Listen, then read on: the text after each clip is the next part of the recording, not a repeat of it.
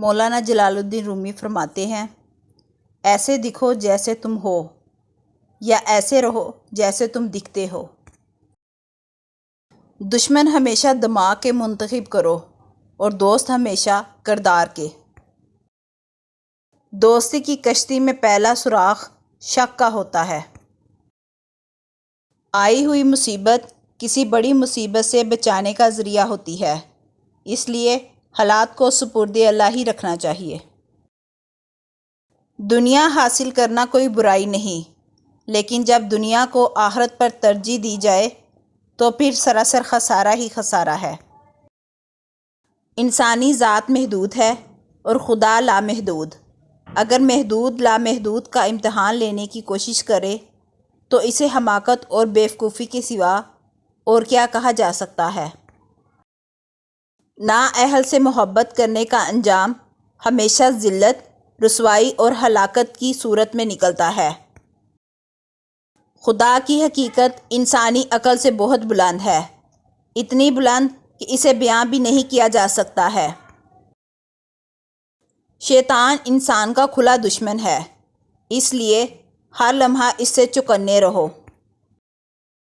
احمق، بد فطرت اور کمینے انسان سے اگر کوئی بلائی کرو تو اس کے شر سے بچنا چاہیے۔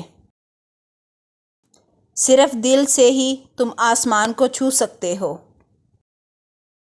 انسان کو ہر دم اپنی حقیقت سے آگاہ رہنا چاہیے، ورنہ بعض لوگ اپنی حقیقت کو فراموش کر کے خدا بننے کی کوشش کرتے ہیں، جن کا نتیجہ خسارے کے سوا کچھ نہیں ہوتا۔ جو اللہ تعالیٰ کے علاوہ کسی پر نظر رکھتا ہے وہ ذلیل و خوار ہو کر کفر میں مبتلا ہوتا ہے۔ اگر تجھے خدا نے سلطان نہیں بنایا تو رعایا بن کر رہ، کشتی چلانی نہیں آتی تو ملاح مت بن۔ جو شخص صرف آغاز پر نظر رکھتا ہے وہ بصارت سے محروم ہے، اور جو انجام پر نگاہ رکھتا ہے وہ دور اندیش اور عقل مند ہے، وہ کبھی شرمسار نہیں ہوتا۔ دنیا دار لوگ اپنے گریبان میں نہیں جھانکتے، اس لیے دوسروں پر تہمت لگاتے ہیں۔ جو راہ حق سے بھٹکے ہوئے ہیں ان سے ہمیں عبرت حاصل کر کے اپنی اصلاح کرنی چاہیے، نہ کہ ان کے ساتھ مل کر اپنی تباہی کا سبب بننا چاہیے۔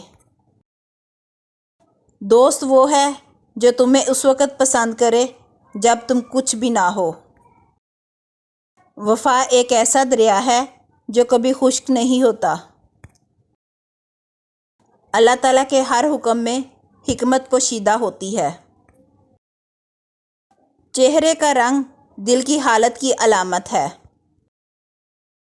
دنیا کو دھوکے کا گھر اس لیے کہا جاتا ہے کہ یہاں پر حقیقتیں الٹی نظر آتی ہیں۔